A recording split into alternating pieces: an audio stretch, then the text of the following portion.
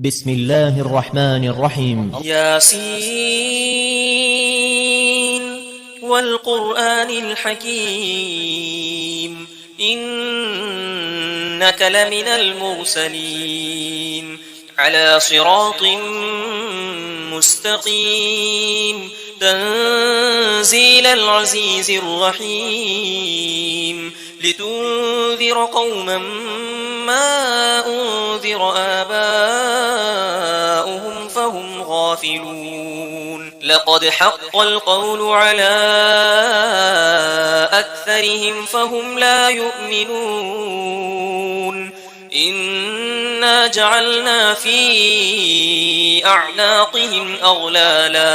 إنا جعلنا في أعناقهم أغلالا فهي إلى الأذقان فهم مقمحون وجعلنا من بين أيديهم سدا ومن خلفهم سدا فأغشيناهم فهم لا يبصرون وسواء عليهم أأنذرتهم أم لم تنذرهم لا يؤمنون إنما تنذر من اتبع الذكر وخشي الرحمن بالغيب فبشره بمغفرة وأجر كريم إنا نحن نحيي الموتى ونكتب ما قدموا وآثارهم وكل شيء أحصيناه في إمام مبين واضرب لهم مثلا أصحاب القرية إذ جاءها المرسلون إذ أرسلنا إليهم اثنين فكذبوهما فعززنا بثالث فقالوا إنا إليكم مرسلون قالوا ما أنتم إلا بشر مثلنا وما أنزل الرحمن من شيء إن أنتم إلا تكذبون قالوا ربنا يعلم إنا إليكم لمرسلون وما علينا إلا البلاغ المبين قالوا إنا تطيرنا بكم لئن لم تنتهوا لنرجمنكم وليمسنكم منا عذاب أليم قالوا طائركم معكم أئن ذكرتم بل أنتم قوم مسرفون وجاء من أقصى المدينة رجل يسعى قال يا قوم اتبعوا المرسلين اتبعوا من لا يسألكم أجرا وهم مهتدون وما لي لا أعبد الذي فطرني وإليه ترجعون أأتخذ من دونه آلهة إن يردني الرحمن بضر لا تغن عني شفاعتهم شيئا ولا ينقذون إني إذا لفي ضلال مبين إني آمنت بربكم فاسمعون قيل ادخل الجنة قال يا ليت قومي يعلمون بما غفر لي ربي وجعلني من المكرمين وما أنزلنا على قومه من بعده من جند من السماء وما كنا منزلين إن كانت إلا صيحة واحدة فإذا هم خامدون يا حسرة على العباد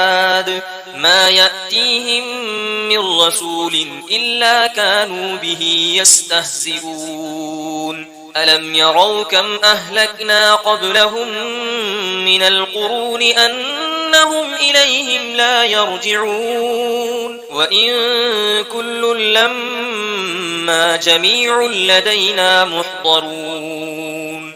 وآية لهم الأرض الميتة أحييناها وأخرجنا منها حبا فمنه يأكلون وجعلنا فيها جنات من نخيل وأعناب وفجرنا فيها من العيون ليأكلوا من ثمره وما عملته أيديهم أفلا يشكرون سبحان الذي خلق الأزواج كلها مما تنبت الأرض ومن أنفسهم ومما لا يعلمون وآية لهم الليل نسلخ منه النهار فإذا هم مظلمون والشمس تجري لمستقر لها ذلك تقدير العزيز العليم والقمر قدرناه منازل حتى عاد كالعرجون القديم لا الشمس ينبغي لها أن تدرك القمر ولا الليل سابق النهار وكل في فلك يسبحون وآية لهم أنا حملنا ذريتهم في الفلك المشحون وخلقنا لهم من مثله ما يركبون وإن نشأ نغرقهم فلا صريخ لهم ولا هم ينقذون إلا رحمة منا ومتاعا إلى حين وإذا قيل لهم اتقوا ما بين أيديكم وما خلفكم لعلكم ترحمون وما تأتيهم من آية من آيات ربهم إلا كانوا عنها معرضين